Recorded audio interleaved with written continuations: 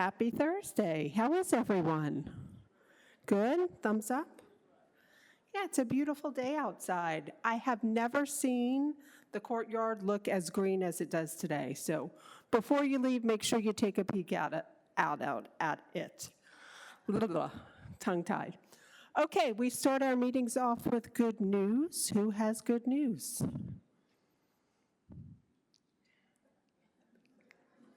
Come on. Up, that right behind you, Rachel.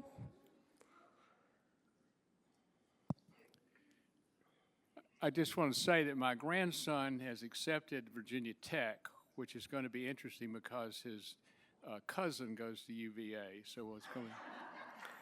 That will make for interesting Thanksgiving weekends. Who else has good news? Okay, got two up front. Whoa, congratulations. And last week, we just had our very first great-grandbaby. Wonderful. Any more good news? I have some good news for the Yankee fans in the room. Any Yankee fans? Guess who's leading their division? The Yankees. Since we're here to talk numbers, I will share that the Yankees are 20-11 so far this season, and their percentage is 6.45. Now, I will say that we're playing the Baltimore Orioles this upcoming weekend, and I will be there for at least one of those games. And again, in the interest of numbers, from my house to Yankee Stadium is 344 miles. The other fun fact about Yankee Stadium is that the hot dogs at Yankee Stadium cost less than the hot dogs at any other major league ballpark. $3.08 before taxes. So, as you well know, I'm a vegetarian, but my son isn't. I'll let you know how those hot dogs compare to Cedar Field hot dogs when I get back. No comparison. Cedar Field hot dogs, most definitely better than those from Yankee Stadium. Absolutely. Okay, thank you for joining us. David Taylor will take over from here, and we will open the floor for questions at the end of the presentation if you have any. Thank you. Hello, everyone. Good afternoon. I'm David Taylor from the Cedarfield Business Office. Today, we're going to take a look at our... Okay, how's that? Better? All right. We're going to take a look at fiscal year 2027, and we're going to take a look at how we project this current year to close, and then we're going to compare the two. All right. Today, we're going to talk about fiscal year 26 budget to fiscal year 26 projected actuals for revenue and expenses. We'll review the expenses on capital projects from June 1st, 2025 to February 28th, 2026. That's our first 3 quarters of this fiscal year. We'll take a look at fiscal year 27 budget compared to fiscal year 26 projected actuals for revenue and expenses. We'll look at fiscal year 27 capital project budget. And finally, the rate changes for Cedarfield and how they compare to national senior living providers and senior living providers in Richmond. So this is fiscal year 26 actuals to fiscal year 26 budget expectations. So we're projecting full actuals against budget. So for resident fees, we're projecting $35.4 million on a budget of $35.7. And cash operating expenses, we're projecting $36.3 on a budget of $35.6 million. So resident fees, overall census is below budget by 0.32 residents, and that equates to $249,000 for the year. Subtotaling those, independent living is ahead of budget by 2.66 residents and $46,000. Assisted living is ahead of budget by 0.1 and $118,000. Memory support is ahead of budget by .9 and $216,000. And health services is below budget by 3.98 residents, which equates to $629,000. Cash operating expenses. Cash operating expenses are projected to be over budget by $700,000.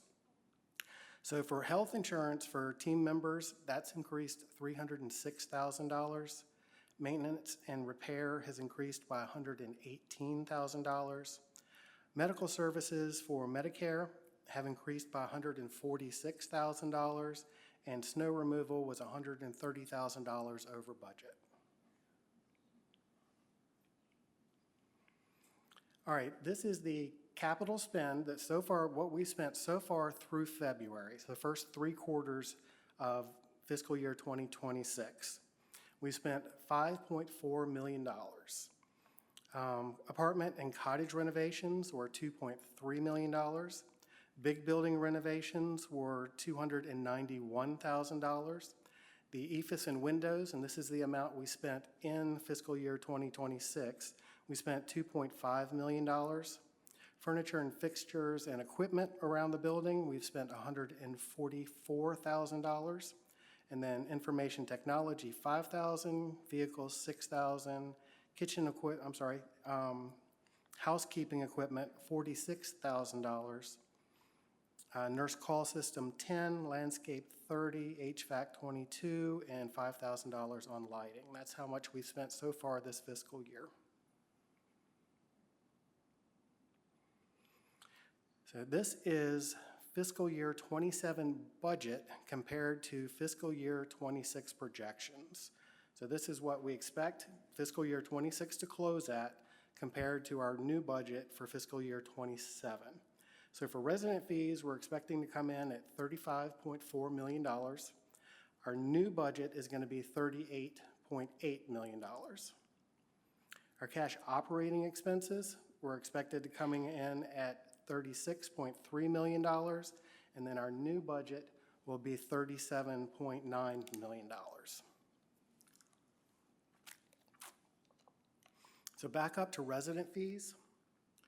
The increase in resident fees comes from a monthly fee increase along with a census increase of $3.5 million.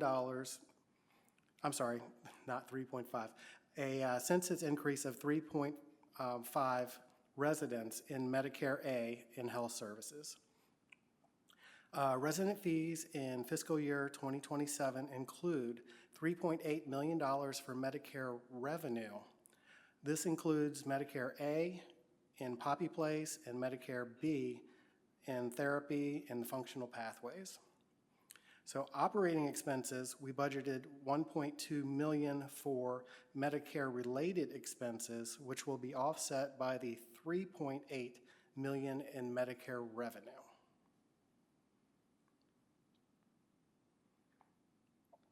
So these are the key drivers for the new budget, fiscal year 2027. They are merit increases for team members, health insurance for team members, information technology, food costs and food supplies, utilities, and just basic inflation. So year over year, these are the increases. Salaries and benefits will increase by $1 million or 5%. Support services, the support services agreement, our home office, will increase by $345,000 or 9%. Medical services, $245,000 or 25% increase. Maintenance and repair, $150,000 or 17%. Professional services and labor, $135,000 or 7%. Utilities are expected to increase or budgeted to increase $120,000 or 6%. And food and beverage cost, we're budgeting an increase of $100,000 or 4%.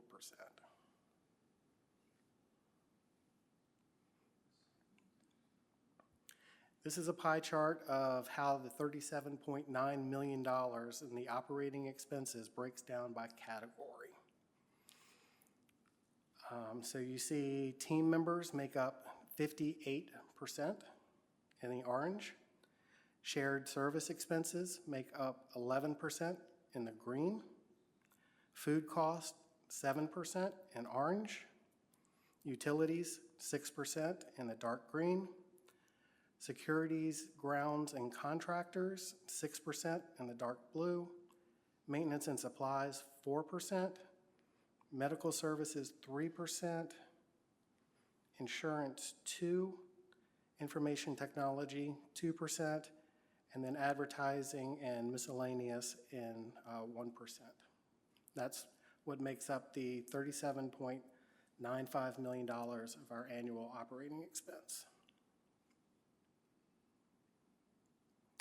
These are the budgeted capital expenses for fiscal year 2027. So we're budgeting to spend resident renovations for apartments and cottage turnovers, $2.35 million in the orange. Buildings, $1.7 million in the medium blue. This will include wall coverings and carpets for the IL building and elevator car upgrades. Other items, $1.2 million to replace dining room carpet, pub chairs, and other HVAC systems as needed. Information technology, $750,000 in the light green. This will be upgrades to the Sarah Call system and cell phone boosters throughout the building. EFIS windows for the health services building. We're expecting to spend $500,000 on that. Furniture, fixtures, and equipment, $150,000. This includes common area furniture and independent living lighting upgrades. $150,000 on landscaping, which includes upgrades to the irrigation system, sidewalks, and curb repairs.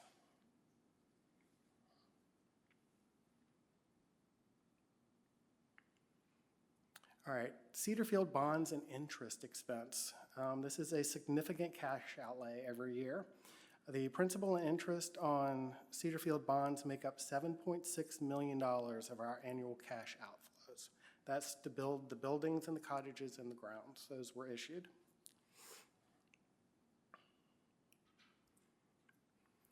This is the capital project spend from 2018 to 2027, and it's estimated to be $101 million. So first built in the expansion was the new dining area, the third floor physical therapy area, and the third floor clinic space. We spent $8 million on that. The wellness building was spent next, $14 million. Then the D-wing was built, which has 27 new apartments. That was $15 million. The household building was built for Lavender Lane and Magnolia Meadow, which included 20 new healthcare rooms, $16 million. Then health services was renovated, including renovating Morning Glory for memory care and reconfiguring existing space into 25 new assisted living apartments and 20 healthcare apartments for Poppy Place, and that was $13 million.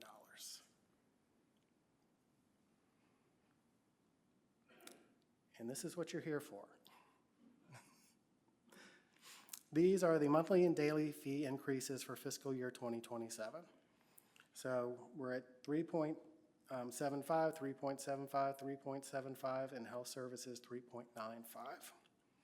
So the monthly fee increases for independent living, assisted living, and memory care will increase by 3.75% and healthcare by 3.95%. This is for all contracts, life care, and preferred choice. And please note on your individual bill, it may vary slightly because it's rounded to the nearest $5.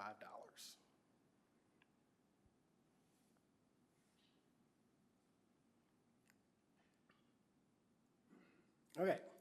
This slide shows how Cedarfield rate increases compared to other not-for-profit senior living providers. The blue line is Cedarfield. The blue line represents Cedarfield independent living fees, and The fee increases by year as compared to 250 national senior living providers from 2017 to 2027. The orange line represents the median rate increase, and the gray line represents the third quartile of independent and living providers. So one thing to note is that Cedar Field is unique. Our fiscal year starts in June. Most senior living provider rate increases start either in January or October. So you can see by the blue line, we are consistently below the median rate increase over the past 9 out of 10 years.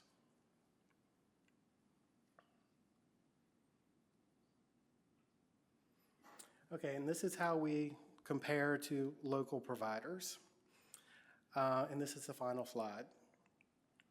Cedar Field Apartments, this is our average life care monthly service fee for independent living.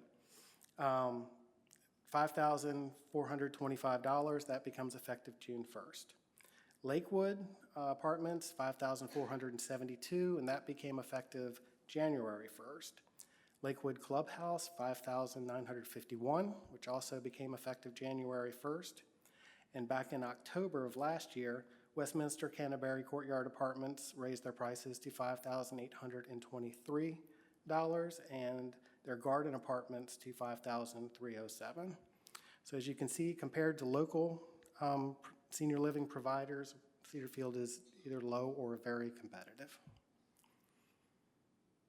All right. We're going to open it up for questions now.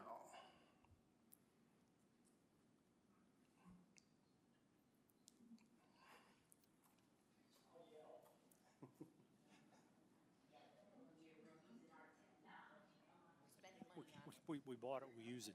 David, can you share the deck with us? Yes, I have like 25 copies here, and then I'll make some more for this afternoon or tomorrow morning. If you want to stop by the business office, I'll have them in there. I'll take it electrically. You take one right now? Yep, I have them up here. Electronically. I can send one to you. Tell you what, I'll put a list up here. Anybody who wants to get one electronically, just come up and give me your last name and your apartment number so I can match the two, and I'll send it out to you. Does that work? Okay.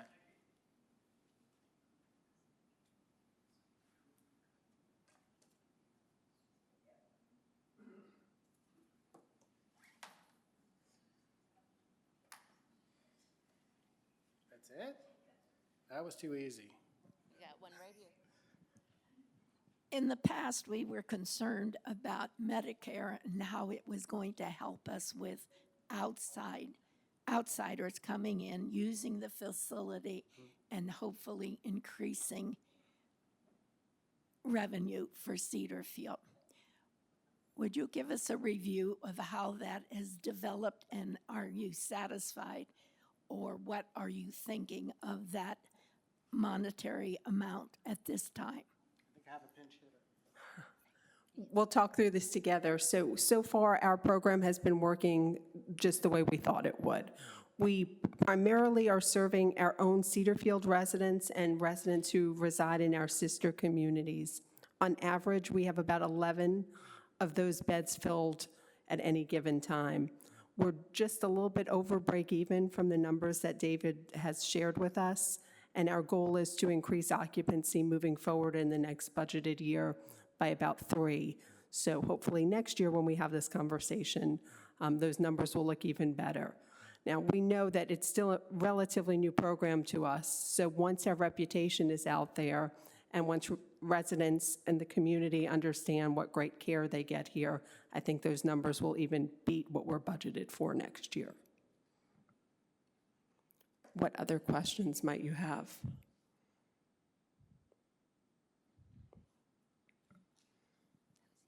I have a statement. David, am I correct in understanding that 3.75 is our total increase for next year? Yes.